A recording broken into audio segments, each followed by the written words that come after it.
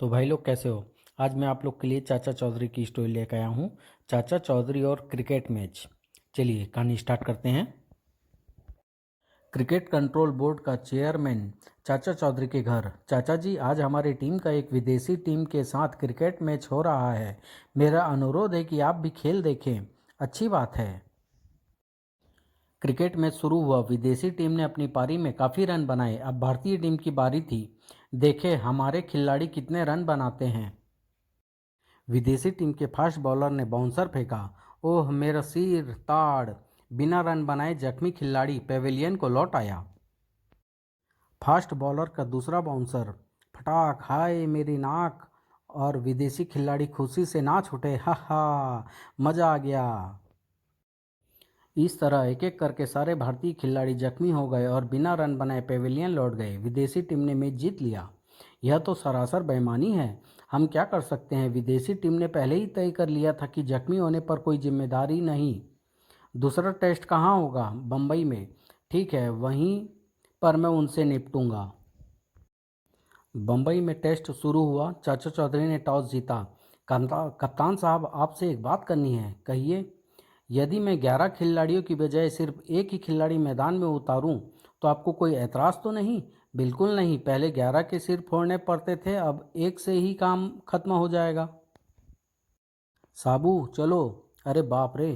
Fast bowler ने पूरे जोर से बाउंसर फेंका। ताड़। गेंद जरूर चौपाटी पर जाकर गिरी होगी। दूसरी गेंद पहले से भी ज़्यादा तेज थी। फटाक। अब भिंडी बाजार को। ताड़। अरब सागर में। कहो कप्तान साहब, हार मानते हो या अभी और बम्बई की सैर करनी है। मेरी तौबा, मेरे बाप की तौबा, मुझे माफ़ कर दो, मैं हार मानता हूँ। फुटबॉल। दीपू और उसके साथी मैदान में फुटबॉल खेल रहे थे। वाह क्या किक मारी है। तभी, अरे आज फिर तोंदू पहलवान इधर आ रहा है। कल उसने हमारी फुटबॉल को इतने जोर की किक लगाई कि वह फिर मिली ही नहीं। आज भी वह इसी इरादे से इधर आ रहा है। यह गई तुम्हारी फुटबॉल। हा हा हा, मज़ा आ गया। मेरी फुटबॉल आज फिर वह गुम हो जाएगी। आओ चाचा चौधरी से कहें कि यह तोंदू पहलवान किक मार कर हर रोज़ हमारी फुटबॉल गुम कर देता है। चाचा चौधरी साबू को लोहे का गोला फेंकना सिखा रहे थे। ठीक बिल्कुल इसी तरह। इस बार यह 2 मीटर अधिक दूर गिरा है। यदि तुम अभ्यास करते रहे तो अगले ओलंपिक खेलों में गोला फेंकने में जरूर प्रथम आओगे। तभी दीपू वहाँ आता है। चाचा जी, तोंदू पहलवान अखाड़े से घर को जाते हुए रोज हमारा खेल बिगाड़ता है। वह हमारी फुटबॉल को इतने जोर की किक मारता है कि वह फिर हमें ढूंढने पर नहीं मिलती। कहाँ है तोंदू पहलवान। मैं अभी उसकी गर्दन मरोड़ देता हूँ। नहीं साबू, इस मामले में बल की नहीं अक्ल की ज़रूरत है। अगले दिन एक नई फुटबॉल आती है। इस फुटबॉल में से हम रबड़ का ब्लैडर निकाल लेते हैं। फुटबॉल को चीर कर इसके अंदर साबू का यह लोहे का ठोस गोला रख देते हैं और फिर फुटबॉल को ज्यों क्या तो सी देते हैं। अब इसे यहीं छोड़ दो और तमाशा देखने के लिए दूर खड़े हो जाओ। तोंदू पहलवान अपने ठीक समय पर गुजरता है।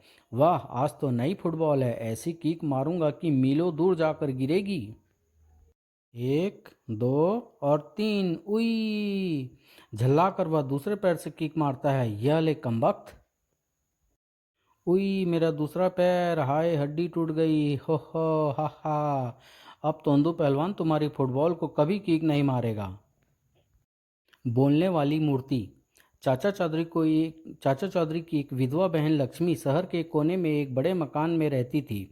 उसका चलाऊ नौकर गब्दू अपनी मालकिन की सारी जायदाद हड़पने की सोचता रहता था।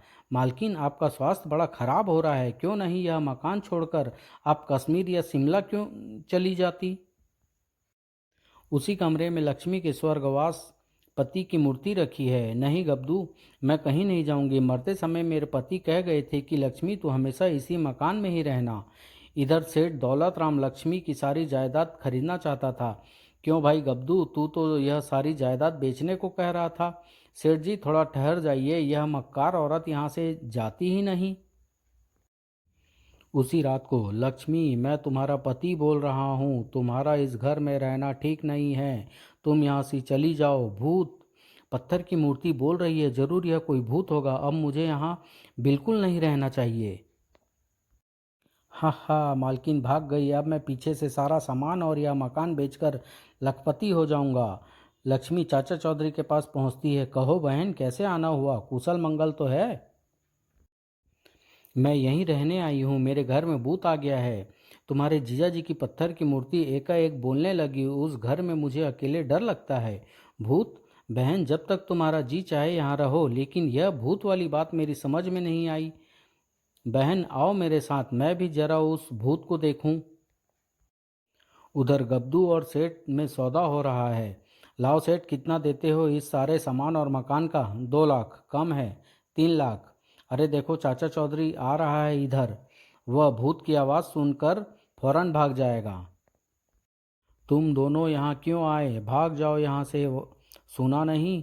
देखो भैया, वह मूर्ति बोल रही है। चलो भाग चलो, वरना भूत हमें पकड़ लेगा। पत्थर को कभी बोलते नहीं सुना। जरूर दाल में कुछ काला है। इस मूर्ति को उलट कर देखना चाहिए। यह तो अंदर से खोखली है और कोई चीज इसके अंदर अटकी हुई है। इसे बाहर निकाल कर देखूं जरा। यह रहा तुम्हारा भूत, एक टेप रिकॉर्डर। किसी ने इसमें आवाज भर कर इस मूर्ति के अंदर छिपा दिया था और जब चाहा बटन दबा कर चला दिया। अब देखो, टेप रिकॉर्डर के निकल जाने से मूर्ति चुप है। जरूर यह उसी गब्दू की मक्कारी है। वही मेरी जायदाद हड़पना चाहता है। कहाँ है वह? वह देखो, मेरी भीमसेनी लठ से डर कर वह पहले ही भाग गया है। भूत बंगला। शहर के बाहर एक पुरानी इमारत है जिसे लोग भूत बंगला कहते हैं। उस इमारत के करीब न जाना, वहाँ भूत रहता है। मैं भूत वूत में विश्वास नहीं रखता। मैं वहाँ अवश्य जाऊँगा। भूत बंगले से आवाज आती है, ए मुसाफिर, इस भूत बंगले के करीब मत आना, वरना जान से हाथ धो बैठेगा। मैं डरपोक नहीं हूँ, ले संभल, मैं आ रहा हूँ। ओह, उसे भूत ने पकड़ लिया। मैंने उसे लाख मना किया था पर वह नहीं माना।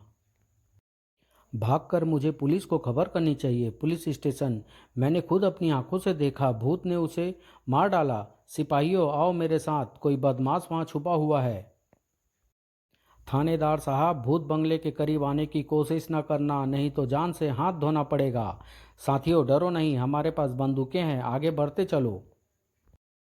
भूत बंगले के करीब पहुंचते ही फिर ओह, उनको भी भूत ने पकड़ लिया। अब तो बस एक ही आदमी रह गया है जो लोगों को इस भूत से बचा सके। वह चाचा चौधरी के पास पहुंचता है। चाचा जी, जो कोई भी उस भूत बंगले के पास जाता है, भूत उसे मार डालता है। ठहरो, मैं जरा अपने जूते बदल लूं, फिर तुम्हारे साथ चलूंगा। चाचा चौधरी जूते बदल कर आता है। आओ मेरे साथ। चौधरी, निकट आने की कोशिश न करना, वरना कुत्ते की मौत मारे जाओगे। इन लाशों को देख लो। अरे, यह तो मुझे जानता है। भूत भाई, मरना तो एक दिन है ही, आज क्यों न तेरे हाथों मर जाएं। ले, मैं तेरे पास आ रहा हूँ। और वह दंदनाता हुआ भूत बंगले में घुस जाता है। अरे बाप रे, यह तो अंदर तक आ गया। भागो, अब तुम बच कर नहीं जा सकते। और चाचा चौधरी के भीमसेनी लठ का एक हाथ पड़ा। हाय मरा। चलो मेरे साथ बाहर, नहीं तो 2-4 हाथ और पड़ते हैं। लो भाई, यह रहा तुम्हारे भूत बंगले का भूत। अरे, यह तो नामी बदमाश पलटू है। हाँ, कानून से बचने के लिए इसने भूत बंगले का अपना घर बना लिया। बंगले के चारों ओर इसने हरी हरी घास उगा रखी थी। सारी घास में उसने 1 इंच गहरा पानी छोड़ रखा था और पानी के अंदर बिजली का करंट। जो कोई इस इमारत के करीब आता, पांव गीली घास पर पड़ते ही उसे बिजली का करंट लगता और वह वहीं मर जाता। पर चाचा जी, जब आप उस इमारत में घुसे तब आपको करंट क्यों नहीं लगा? याद है, जब मैं घर से चला तो मैंने जूते बदले थे। ये जूते प्लास्टिक के हैं। पलटू ने भी ऐसे ही जूते पहने हुए थे और प्लास्टिक में करंट नहीं आता। समाप्त।